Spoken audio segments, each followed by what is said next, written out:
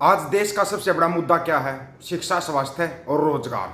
ये सबसे बड़ा मुद्दा बन चुका है देश के अंदर। रोजगार का मुद्दा तो खासकर बन चुका है, क्योंकि हर साल 2 करोड़ रोजगार देकर भी रोजगार में फिर भी कमी आ रही है, रोजगार नहीं मिल पा रहे हैं। जबकि हालांकि हर साल 2 करोड़ रोजगार, 2 करोड़ युवाओं को रोजगार दिया जा रहा है, लेकिन पता नहीं क्यों युवा फिर भी बेरोजगारी का वो कर रहे हैं। जबकि जिस सवाल के जवाब से पूरी बीजेपी पार्टी भागती है, बीजेपी पार्टी के नेता भी हाथ जोड़ने लगे कि हमारे बस की बात नहीं है, इन सवालों का हमारे पास कोई जवाब नहीं है।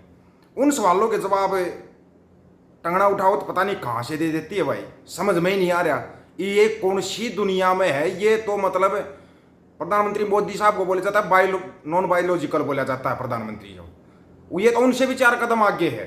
ऐसे जवाब दे रही है, खुद बीजेपी के नेता भी माथा पकड़ के बैठ के भाई इस ज्ञान देवी को कहीं दूर ले जाओ, इस ज्ञान देवी को कहीं दूर ले जाओ।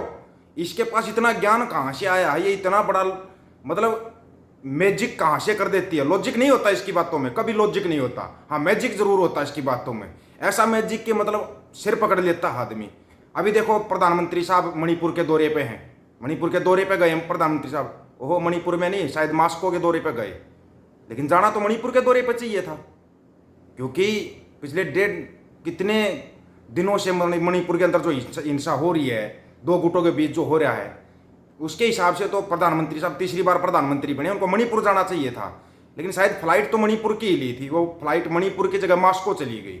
ये मैं फर्क हो जाता ना, जैसे महंगाई का मैं नहीं बोला जाता ना, ऐसे ही बोला होगा मणिपुर, पायलट को शायद मास्को सुनाई देगा तो वो मास्को ले गया फ्लाइट को, फ्लाइट मास्को चली गई और राहुल गांधी मणिपुर पहुंच गया। जाना था राहुल गांधी को मास्को, लेकिन राहुल गांधी मणिपुर पहुंच गया। मणिपुर पहुंच गया, उसके नाम पर भी जो मतलब बवाल खड़ा किया जा रहा है, हद है यार। इनके दोगलेपने की हद किसी की समझ में नहीं आती। अब ये जो लोग खेल खेलना चाहते हैं हरियाणा के लिए, उसका भी आपको बताएंगे। जैसे ही सिखों ने अपनी मांग रखी, इनका एक अलग ही खेल शुरू हो गया। लेकिन कंगना रनावत के लॉजिक सबको पता है, जो अग्निपथ योजना के ऊपर घेरा जा रहा है सरकार को, पूरे मतलब एनडीए गठबंधन को, एनडीए गठबंधन मतलब बीजेपी का एनडीए गठबंधन को घेरा जा रहा है। राहुल गांधी जो सवाल कर रहे हैं, सेना के जो बड़े बड़े अधिकारी हैं, पूर्व अधिकारी, उन्होंने भी वही सवाल उठाए हैं और बिल्कुल सही बोल रहा है कि हाँ ये बात बिल्कुल सच है, ये गलत हो रहा है। उसके ऊपर भाई मतलब कि हद हो गया कि भाई इसने तो है ना, टंगना उठाओ का आप एक बार बयान सुनना, इसका बयान सुनो। पहले तो इसका बयान बताते हैं, उसके बाद बताते हैं आपको कि ये कौन से मैजिक में जिंदा रहती है। पूरी तरह से सहमत हूँ, मैं भी एक छोटे से गांव से आती हूँ। ये टंगना उठाओ का है। आत्मविश्वास और प्रस्तुति की कमी हमारे लिए बड़ी चुनौतियाँ हैं। जो ग्रामीण गांव सरकारी हिंदी माध्यम स्कूलों से आते हैं, थोड़े समय के लिए भी सेना में सेवा करने से न केवल आप तैयार होंगे, बल्कि आपको शिष्टाचार और अनुशासन के साथ साथ एक व्यक्तित्व चरित्र, राष्ट्रवादी और समावेशी जीवन मूल्यों का किट भी मिलेगा।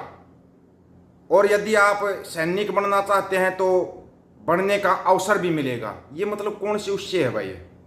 अभी तो इसका पूरा सुनना, इसका बयान, उसके बाद बताएंगे ये इतना ज्ञान कहाँ से लेके आई। दुनिया जीतने के लिए आपको और क्या चाहिए? आपके इस सारी ट्रेनिंग के लिए भुगतान भी मिलता है। कल्पना कीजिए, काश बड़े होकर मुझे भी ऐसे विशेष अधिकार मिलते। मुझे मानसिक, भावनात्मक और शारीरिक रूप से एक सैनिक की तरह बनने के लिए खुद को प्रशिक्षित करना पड़ा।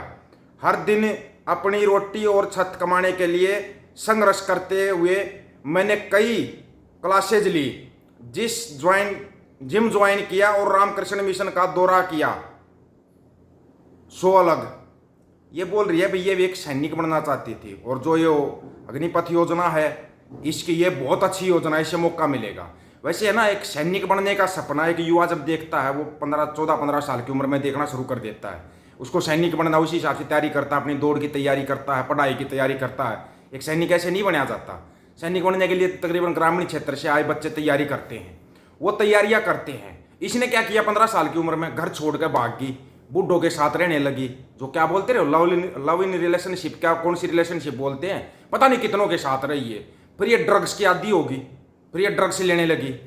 तो ये कौन से सैनिक का जीवन जी रही है? क्या सैनिक का जीवन ये होता है जो इसने जिया है? अगर ये सैनिक बनना चाह रही थी, आज इसके पास पैसा है और सबको पता है पैसा कैसे कमाया है, ये कहने की जरूरत नहीं है। इसीलिए तो सीट भी ऐसी दी थी जहाँ से जीत सके, है ना, वो मंडी की सीट। इसीलिए तो दी थी ना वो सीट भाई, उधर से तो ऐसे ही जीत सकते हैं, और तो कोई जीत नहीं सकता था।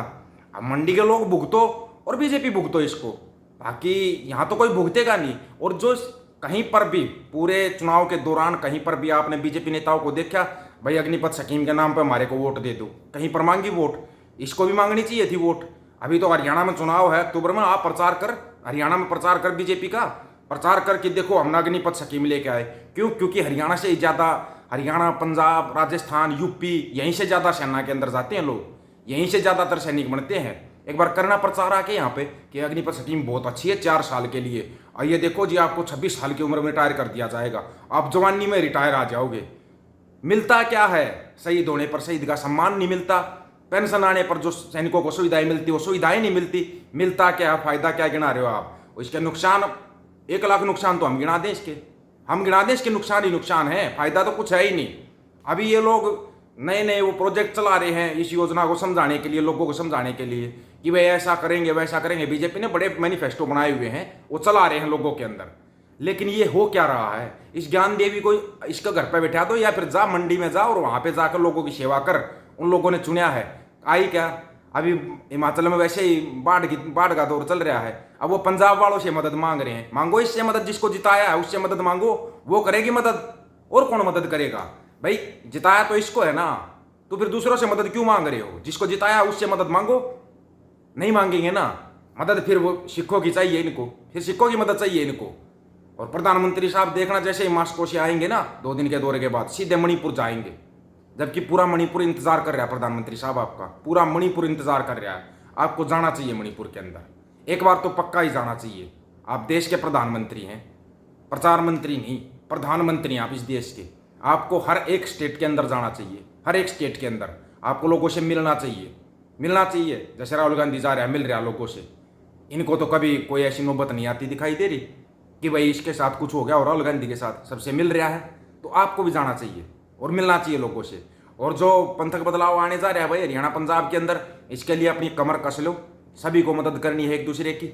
अगर जितने ज़्यादा से ज़्यादा अपने बंदों को चुनाव, पार्टियों का चक्कर छोड़ दो, पार्टियों का चक्कर छोड़ दो, क्योंकि ये पार्टियां आपको टिकट नहीं देंगी, क्योंकि पार्टियों के पास तो पहले ही खाता फुल है। सिखों के लिए या जाटों के लिए कोई खाता नहीं किसी पार्टी के पास, ये पहले ही बता रहे हैं हम।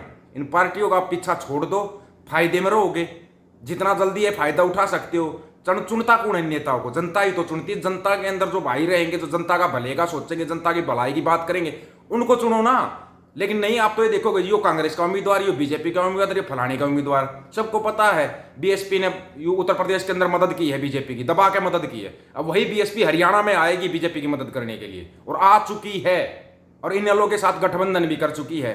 वो मदद बीजेपी की करेगी, पहले ही बता देते, क्लियर कट बता रहे हैं ये हरियाणा वालों को कि वो मदद बीजेपी की करेगी। जहां पर लगेगा बीजेपी का कैंडिडेट कमजोर है, वहां पर अपना कैंडिडेट उतार देंगे, वो वोट काट देगा कांग्रेस की। कांग्रेस की वोट काटेगा, बीजेपी की वोट नहीं कटेगी।